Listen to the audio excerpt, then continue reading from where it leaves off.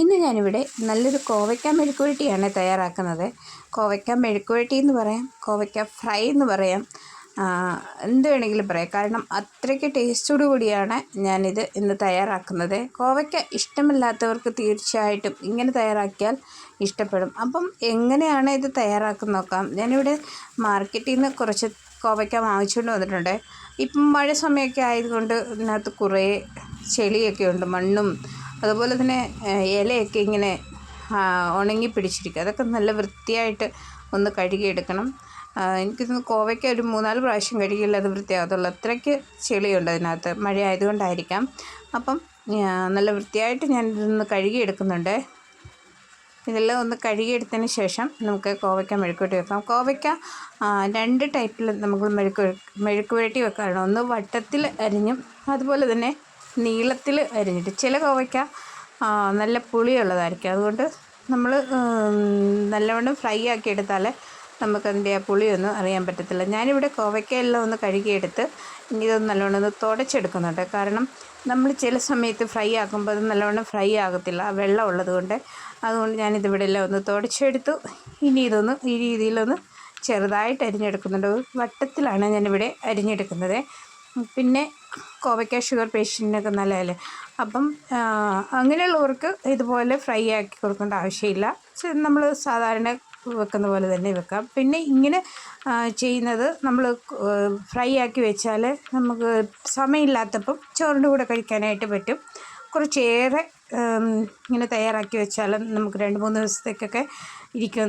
അത് കാരണം എണ്ണയിലല്ലേ ഇത് വറുത്തെടുക്കുന്നത് കൊണ്ട് 2-3 ദിവസമൊക്കെ ഇരിക്കുമായിരിക്കും. അപ്പം ഞാൻ ഇതിലെല്ലാം ഒന്ന് പെട്ടെന്ന് അരിഞ്ഞെടുക്കാം. ഇതുപോലെ വട്ടത്തിൽ കട്ടിംഗ് ബോർഡിലാകുമ്പം നമുക്ക് പെട്ടെന്ന് തന്നെ അരിഞ്ഞെടുക്കാൻ പറ്റും. അപ്പോൾ ഇങ്ങനെ തയ്യാറാക്കിയിട്ടില്ലാത്തവർ ഒരു പ്രാവശ്യമെങ്കിലും ഇങ്ങനെ ഒന്ന് തയ്യാറാക്കി നോക്കുക. കോവയ്ക്ക എപ്പോൾ വാങ്ങിച്ചാലും അതിനകത്ത് കുറച്ച് പഴുത്തതെങ്കിലും കാണും. ഏതായാലും ഈ പ്രാവശ്യം എനിക്ക് കിട്ടിയത് അധികം പഴുക്കാത്ത തന്നെ കോവയ്ക്കയാണ്. അങ്ങനെ ഞാൻ അതെല്ലാം ഒന്ന് അരിഞ്ഞെടുത്തു. ഇനി പാനിലേക്ക് എണ്ണ ഒഴിച്ചു കൊടുത്ത് അതിലേക്ക് കടുക് ഇട്ട് കൊടുത്തിട്ടുണ്ട്. കടുക് ഇടാതിരിക്കുന്നതാണ് നല്ലതെന്ന് എനിക്ക് തോന്നുന്നു. കാരണം ഇത് എണ്ണയിൽ ഫ്രൈ ചെയ്തിട്ടുണ്ട്. പിന്നെ കുഴപ്പമില്ല, ഞാൻ എൻ്റെ ഒരു സമാധാനത്തിന് വേണ്ടി ഇങ്ങിട്ട് കൊടുത്ത് അതവരൊരു ഇഷ്ടത്തിനനുസരിച്ച് കടുക് ചേർത്ത് കൊടുക്കാം. പിന്നെ അതിലേക്ക് കോവയ്ക്ക ചേർത്ത് കൊടുത്തിട്ടുണ്ട്. കുറച്ച് കറിവേപ്പില കൂടി ചേർത്ത് ഞാൻ ഇനി ഇതൊന്ന് നല്ലവണ്ണം ഇളക്കിയതിന് ശേഷം ഒന്ന് വഴന്ന് വരുമ്പോൾ നമുക്ക് പൊടികൾ ചേർത്ത് കൊടുക്കാം.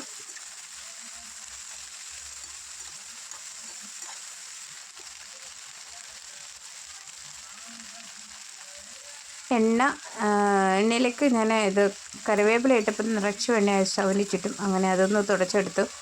പിന്നെ ഇതിലേക്ക് ഉപ്പ് ആഡ് ചെയ്ത് കൊടുത്ത് ഒന്ന് ഇളക്കിയതിന് ശേഷം നമുക്ക് പൊടികൾ ചേർത്ത് കൊടുക്കാം.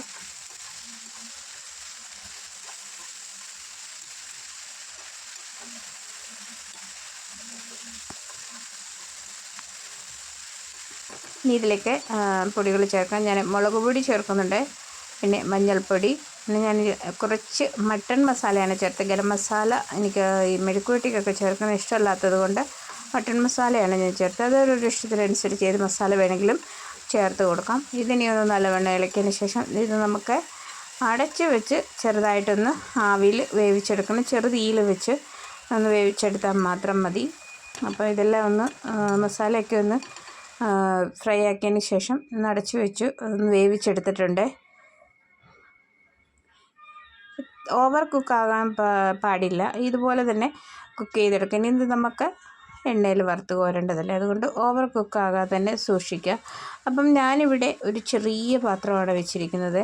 അതിലേക്ക് കുറച്ച് മാത്രമേ എണ്ണ ഒഴിച്ച് കൊടുത്തുള്ളൂ. കാരണം എണ്ണ വേസ്റ്റ് ആകാതിരിക്കാൻ വേണ്ടിയാണ് ഞാൻ ഈ കുറച്ച് മാത്രം എണ്ണ ഉപയോഗിച്ചത്. അത് 2 പ്രാവശ്യമായിട്ടൊക്കെയാണ് ഞാനിവിടെ വറുത്തെടുക്കുന്നത്. അത് ഓരോരോ ഇഷ്ടത്തിനനുസരിച്ച് എണ്ണ കൂടുതൽ ചേർത്താൽ ഒറ്റ പ്രാവശ്യം കൊണ്ട് നമുക്കെല്ലാം ഒന്ന് വറുത്തെടുക്കാം. ചിപ്സൊക്കെ നമ്മൾ തയ്യാറാക്കുന്ന പോലെ തന്നെ ആദ്യം കുറച്ച് സമയം എടുക്കും. ഒരു 2-3 മിനിറ്റ് കഴിയുമ്പം ഇത് പെട്ടെന്ന് തന്നെ ഫ്രൈ ആയി കിട്ടും. അപ്പം ഇങ്ങനെ ഒന്ന് വറുത്തെടുത്ത് നിങ്ങൾ ചൂട് ചോറിൻ്റെ കൂടെ കഴിച്ച് നോക്കുക. സൂപ്പർ ടേസ്റ്റാണ്. കഴിച്ചിട്ടില്ലാത്തവർ ഇങ്ങനെ കഴിച്ച് നോക്കുക. കോവയ്ക്ക എനിക്ക് ഇങ്ങനെ തയ്യാറാക്കുന്നതാണ് ഇഷ്ടം.